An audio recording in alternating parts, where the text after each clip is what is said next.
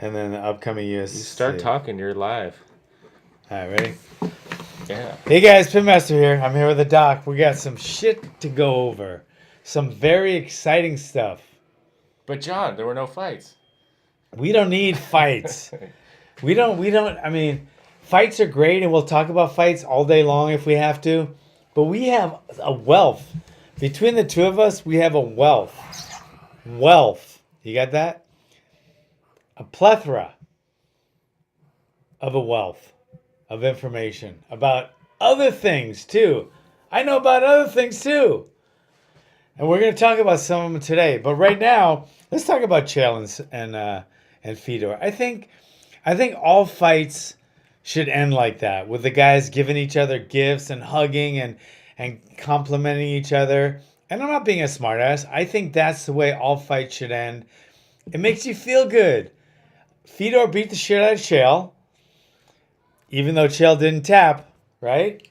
But it was a great stoppage. I'm not taking anything away from the referee, but Chael's right. He did not tap, and that's why there's a referee to save him. I'm glad it's not up to Chael, because if he wasn't tapping and Fedor kept pounding him, he might have brain damage. So you don't want to always leave it up to the guy. It's called checks and balances. It's like our U.S. government is supposed to have, but it never works out that way because there's always payoffs and corrupt politicians. But there has to be a checks and balances. So if the fighter doesn't tap, the referee needs to stop it. Or the third branch, the corner. The corner, right? Well, the corner and the fighter are kind of one, and then the referee's the other. But yeah, you're right. There's three people technically that should be stopping it. And I think, like I said, in Bellator, Big John should have a big buzzer where he can just stop the fight from from the commentating desk. I think I should have fourth one. I think I should have the buzzer from home. But yeah, you're Stop. right. And yeah, so but I like the way they reacted after, and they're both great sports. So that's the way it's supposed to be. So what other guys. sports are like that?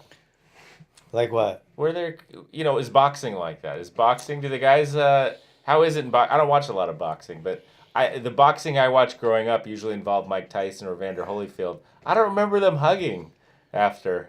Yeah, I don't know. Maybe they did. I don't remember. Boxing used to be a lot more ghetto-ish, so the guys weren't as nice after, before, during, whatever. But there were guys that were really nice and they got along. I think Ali got along with most of his opponents because he was just a gregarious guy, and he was outgoing, and he loved to stir the pot, but he was also very respectful in his way. And a lot of the fighters were, but they got a lot of ghetto-ish guys that were fighting, and they always had to puff out their chest. You do not see that as much in the UFC. But then you have guys like Connor and the Diaz brothers and guys like that, and Colby Covington now, he wants to be in that gang too, where they stir the pot a lot to sell more tickets. Sometimes they go overboard, and sometimes they go from trying to stir the pot to just full on fucking douchey. But usually they don't. So. But it's really, the thing I like about Chael is he just seemed to know when to push and when to pull back. And he seemed to do it in good spirits. And that's what it seemed like with this fight. And it was funny as shit. I mean, he was like, I got robbed. I didn't tap. So, and then they hugged after in the dressing room. Fedor gave him a tracksuit, and that's the way it's supposed to be, guys, all right? Not throwing fucking metal objects through buses, not throwing cans at each other, not jumping into the audience and punching people. No, that's not how it's supposed to be. We need to bring back something in the UFC called integrity, and with the fighters, it's called Bushido, or basically class. So we just need a little more of that. What do you think? I agree, but I would also point out that you watch fighting and you see the big spectacle of someone spitting on the other guy and then the brawling and it spills out of the cage and you're like, oh, look at this barbaric sport. And then you can flip over and watch the NBA game and watch the Lakers and watch one of the guys get spit on and a brawl break out and everyone gets, multiple guys are suspended for multiple games. So it's not really isolated. Even though it's a fighting sport by nature. You'll see that in baseball. Both benches get cleared out during a fight. You see it in football. You see it in all. But it's just funny. Right after this whole thing broke out, you definitely see it in the NBA. I've seen fights go into this stand where one of the players went after a fan. And let me tell you how stupid that is. Let me tell you why that's so stupid. If these guys who play their game, not a sport, but a game like basketball, if you want to fight. At least the guys in the UFC or even boxing, they fight. And then it spills over to another fight. You guys don't fight. So if you want to spill something over, shoot more fucking hoops. If you want to clear out both benches in baseball, start throwing a ball around. You're not fighters. If you want to fight, step up and fight. But you're not fighters, so don't try to be fighters. You never see two MMA fighters get mad at each other, so they start shooting hoops to that's how they get angry. No.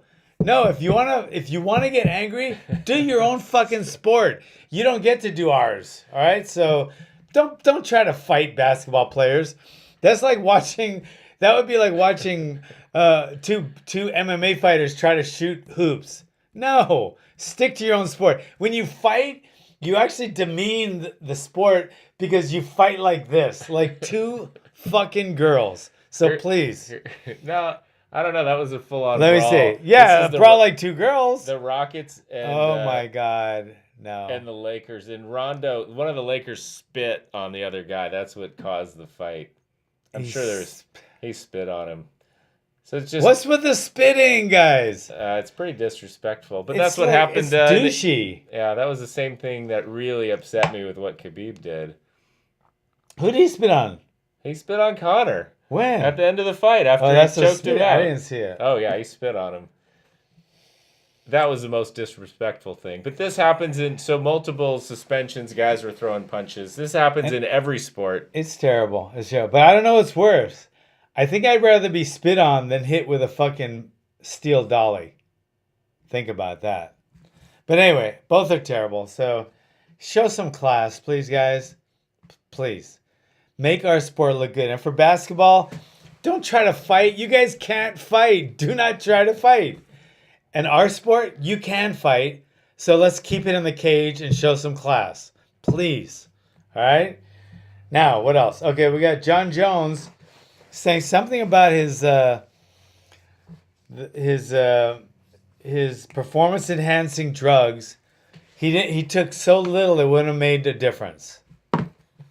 Then why do them at all? If it made no difference.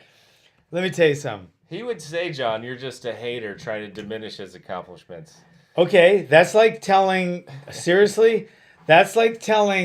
Arnold Schwarzenegger, you would have been exactly where you are right now if it wasn't for steroids. How far do you think he would have been?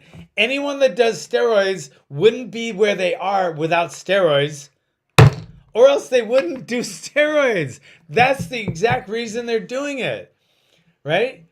Try to look at like Tony, Frank Zane, or some of those just huge, like Franco Columbo.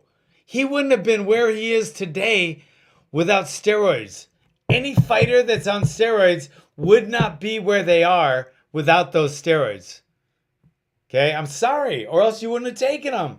You're not going to take them to go backwards, right? You're not going to go there to lose. You're taking the steroids to be better. And you're better because of the steroids. So you would not be where you are without the steroids. You can't argue that. You can't argue that point. You cannot argue that point. If you want to argue that point, tell Arnold Schwarzenegger he would have been where he is without the steroids. Right? Sounds pretty stupid, doesn't it? All right, so boom. That's all we got to say about that. Anything else you got to say about that? You're the doctor. What do you got to say about the steroids? Well, I was just reading what John Jones was saying about it, and he said it was equivalent to taking a pinch of salt and throwing it in an Olympic-sized swimming pool.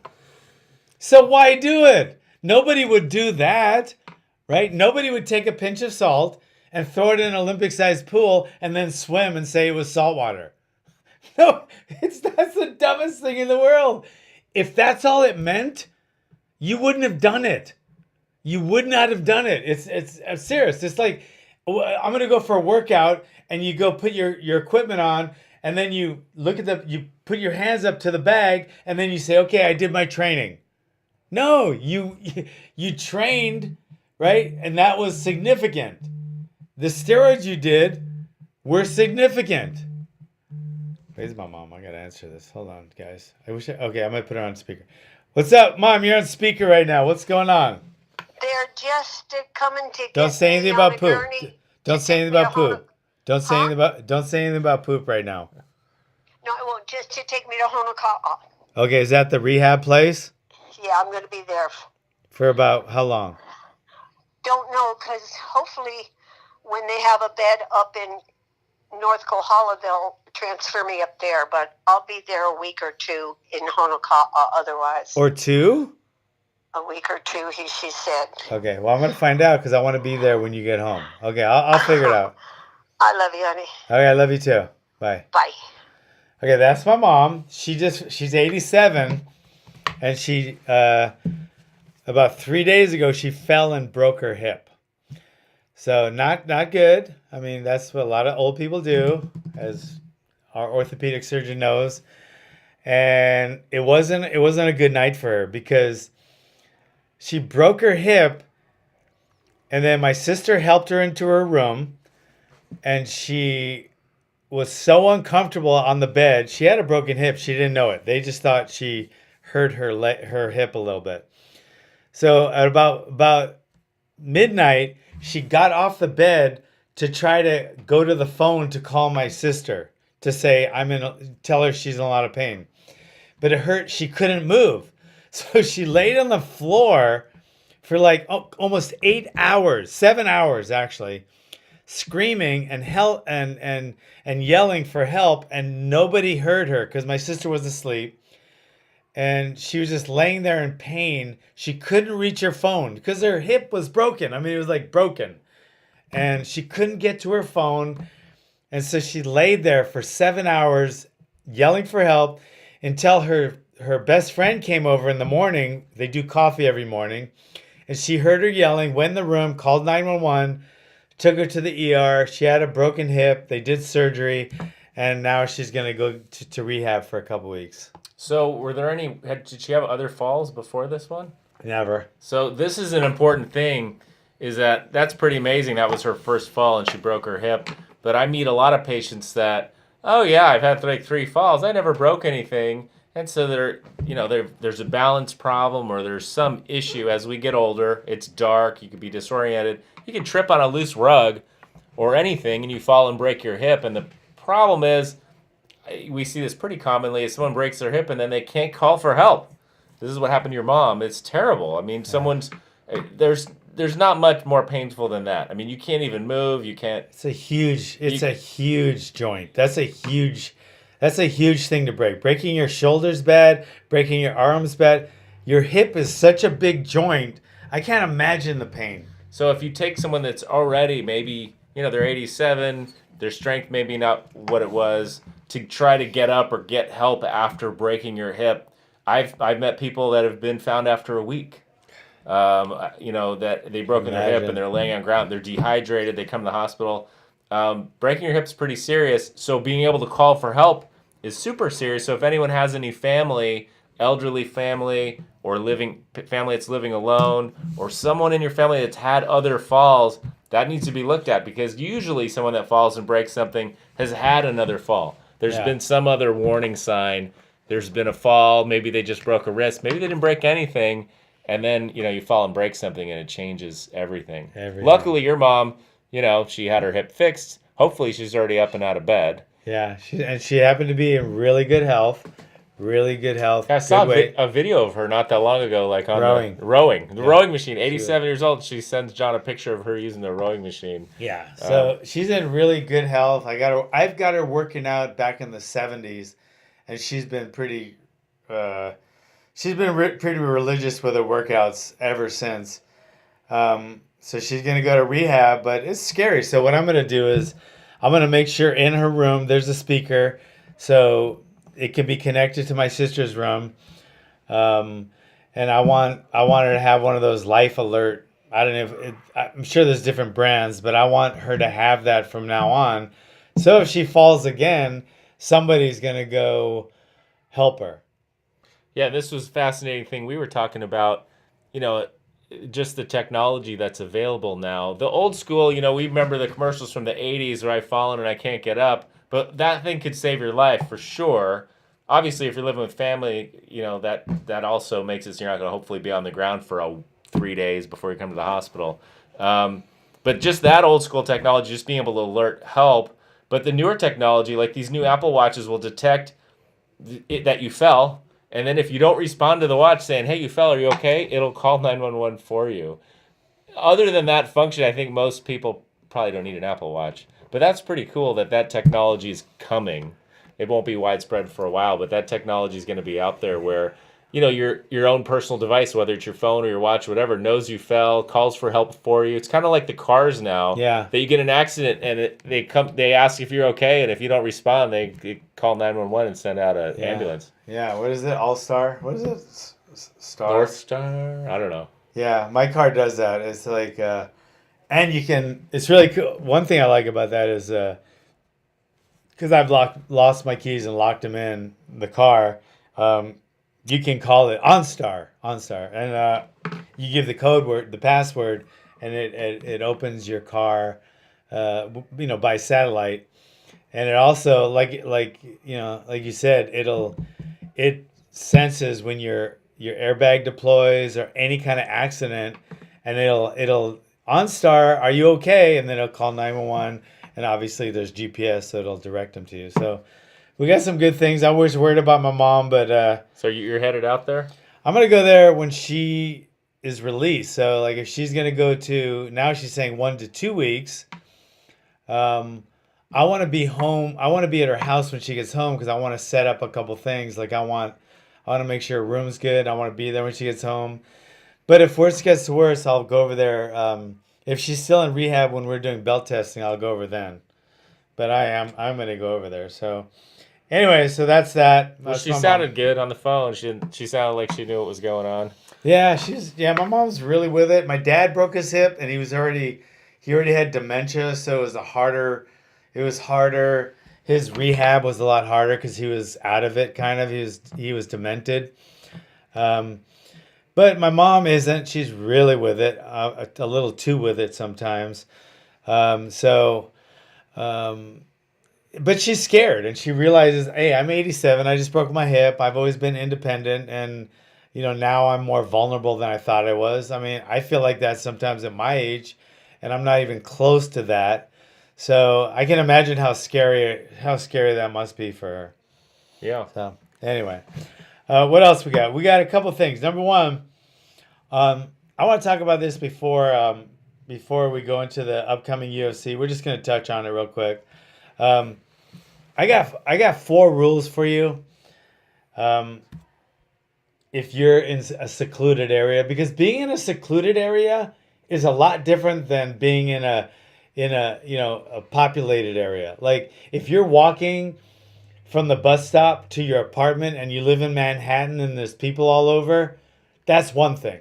It has its own set of hazards and stuff. But if you're in a secluded area and you're going to walk from point A to point B, it's much more dangerous for a one-on-one attack because they're not having to worry about, the attacker doesn't have to worry about witnesses or people helping you. So you're your own 911 call pretty much most of the time. If you're in your own house and someone's breaking into your house at 3 a.m,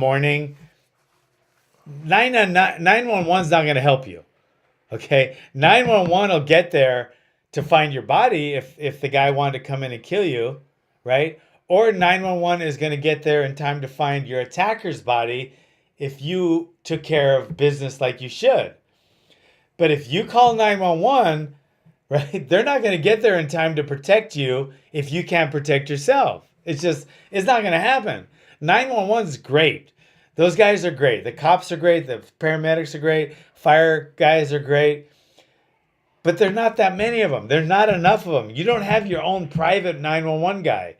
They're going to have to come from miles away. In my house, a 911 call is about 25 miles away or 25 minutes away. Do you know how many times I get stabbed in 25 minutes?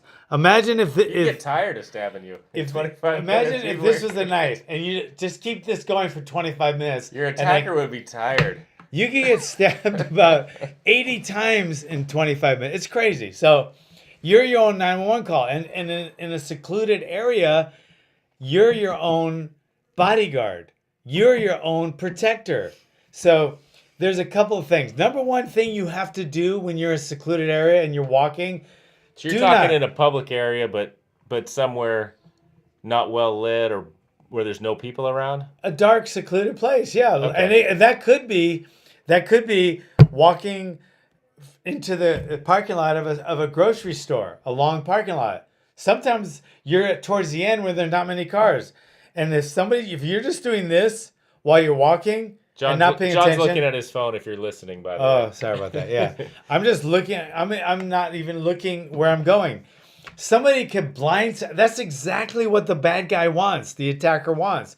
They could just blindside you, right? Rob you, beat you, stomp you, rape you, do whatever they want with you, and then get away scot-free. All because you weren't paying attention. So number one is be aware of your surroundings, always. When you're walking, if you're walking like in a mall and there's a bunch of people, I don't care. Look at your cell phone, bump into people. I don't care. But if you're in a secluded area where you could get attacked and seriously hurt, be aware of your surroundings. All right, that's number one. Very important. Very important. Number two. So leave your phone in your pocket. Leave your phone in your pocket. Leave your phone in your pocket. Number two,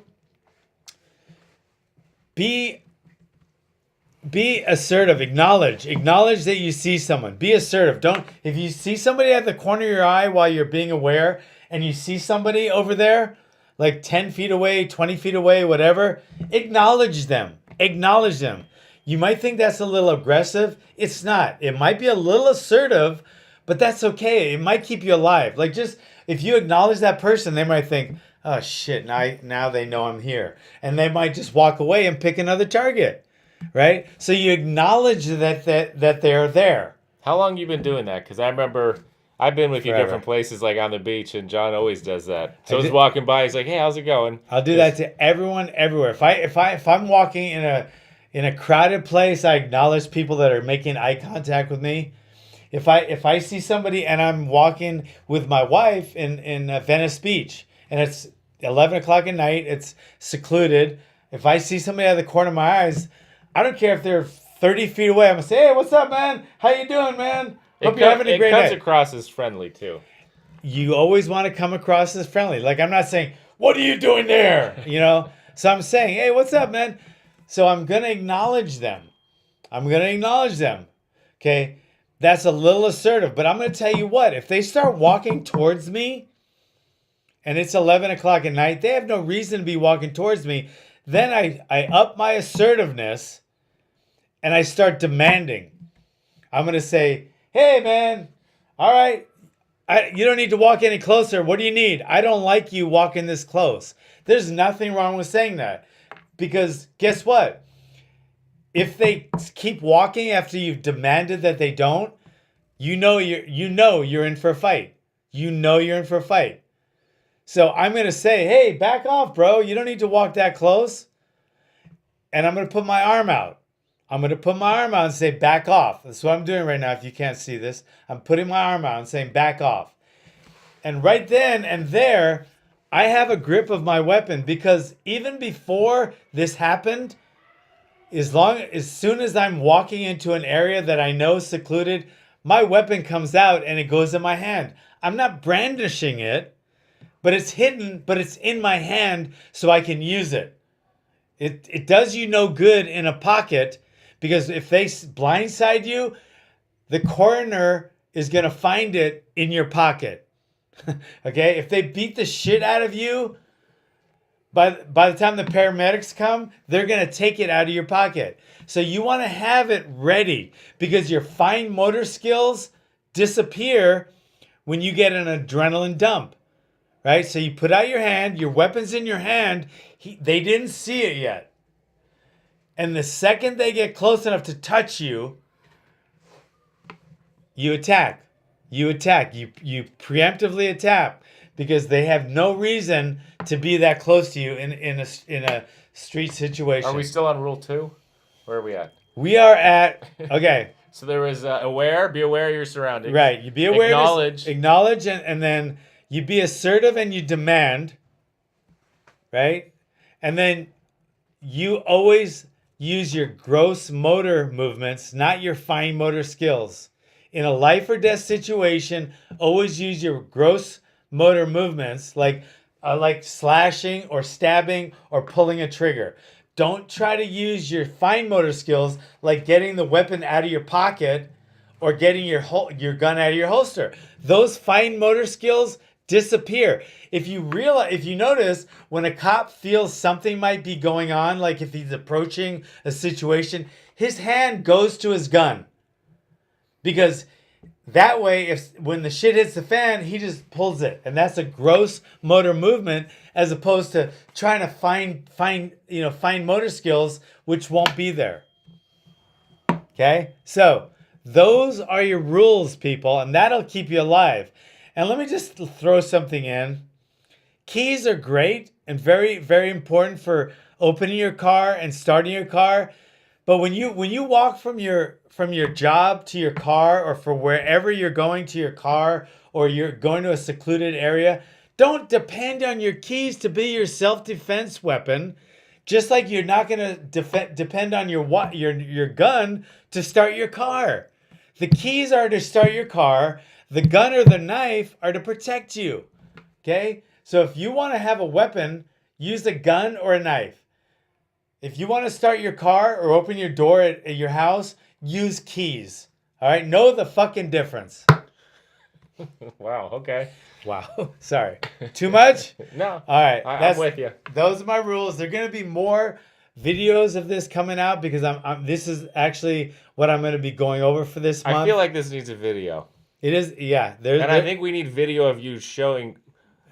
We can follow you around downtown slow with a camera. Hey, listen, I talk to everyone.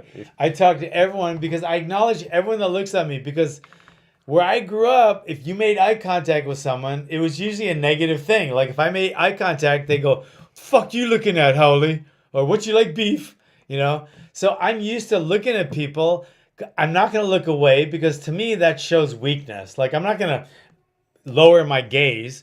I'll look right in their eyes and I'll say, "Hey, how you doing, brother?" I'll acknowledge them. "Hey, long time no see." I've never seen this guy before, but to me, that's something I say. I don't know why. But I'll always acknowledge people. But anyway, so that's that. Good. All right. Now, we got a UFC coming this weekend. It's coming from Canada. Court McGee's fighting Alex Garcia. Good fight for Court. Court looks good. Court looks really good. He's Here he is up here. There's Court. Court looks really good. Court's training at Absolute when he's in Utah. He gets a lot of good work there.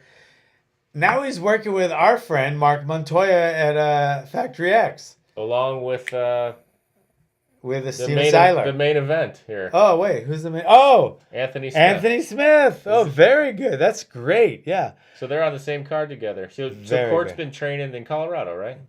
Court's been training at Factory X with Mark. Mark Montoya. Great trainer, great camp. I mean, it's now you got. I mean, yeah, Jackson's and ATT, right? And it seems like right now AT&T is like ATT. It looks like ATT is kind of taken over as number one, but it seems like Factory X, man. They got it going on, man. I see them as the up and coming fight team. I love that fight team. I think they're really good. They got some great coaches, great fighters. They just seem to have a great attitude. I mean, Seiler goes there. He's been winning, and now he's going to be in that what's the name of it? PFL. PFL, yeah. Yeah, he's like in the $1 million tournament. He has a good chance of winning that. So tune in Fox Sports 1, 7 p.m. Pacific. 7 p.m. Well, Court's first fight on the main card. So Court McGee is the first fight on the main card. Can't wait to watch him fight. Everybody, he's doing great. Love that guy. I love Seiler. I love him. I love. It's really good to see them branching out and doing some really good training. I think if you're in a good camp, you should stay in your camp. But some camps, like the Pit, I think we have one of the best camps ever. But we don't have enough people. We just don't. It's just people. We're in a small town. I don't want to have a big camp. I'm a little karate school. So we do really good at what we do.